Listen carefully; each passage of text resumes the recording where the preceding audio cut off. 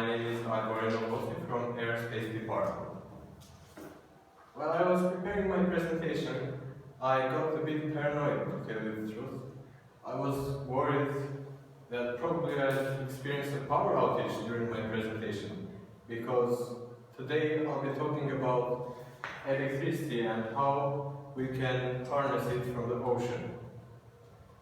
Now, there are two ways in which we can do that. The first is the tidal turbines, and the second is the Vivas converter. Now, I'll be explaining them one by one. The first, the turbines. The turbines can be divided in horizontal axis turbines and vertical axis turbines. Now, the working principle is actually pretty simple. I guess most of us are familiar with it. We get the mechanical energy and we transform it to electrical energy, since we cannot create energy by ourselves. That is thermodynamics' first law. So we go to the ocean and plant our turbines there, and as the water rushes through it, the turbine will spin, and voila, we have electricity for our houses, and so I can do my presentation here. Now, some of you might ask, why bother with these tidal turbines when we can put them over hills and do the same thing? Let me take you to my childhood. I was raised in Albania, the country of eagles, and as I watched them fly proud, I was a bit envious.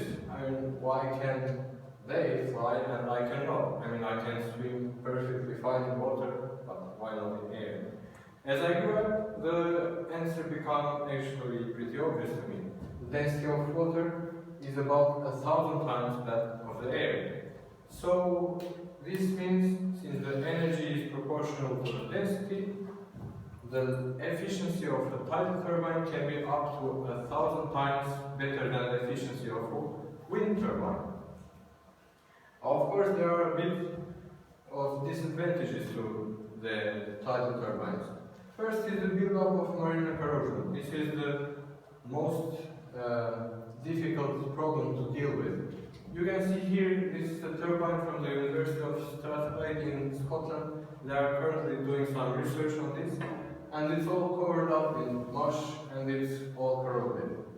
And the second is the wildlife endangerment. You see, fish can get harmed by the fastly moving blades of the turbines.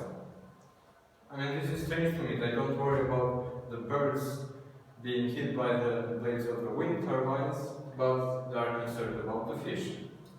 Racists. Now, this will be all about turbines, and then we move on to the Vivas converter. The Vivas converter is a concept by Professor Michael Bernitsas. He currently works in Michigan, and the Vivas converter consists of horizontal cylinders placed in the path of the flow. It's actually this simple. And now let me explain you how this can be converted to electrical energy. Now, any body pretty much, which is placed in the path of the flow, will create some vortices around it. And as these vortices move up and down, they will force the body to oscillate up and down. So we can take this mechanical energy and then convert it to electrical energy. This phenomenon is called vortex shedding. Now we might wonder, where did Professor Bernitsas got his inspiration from? Well, this is the Tacoma Narrows Bridge. These views are taken just a few seconds before it was destroyed in a fascinating and also quite frightening way by the wind. I mean, look at how all this mess of concrete and steel waves in the air just like a paper airplane. And he was able to get this idea, transform something destructive into something which is actually helpful.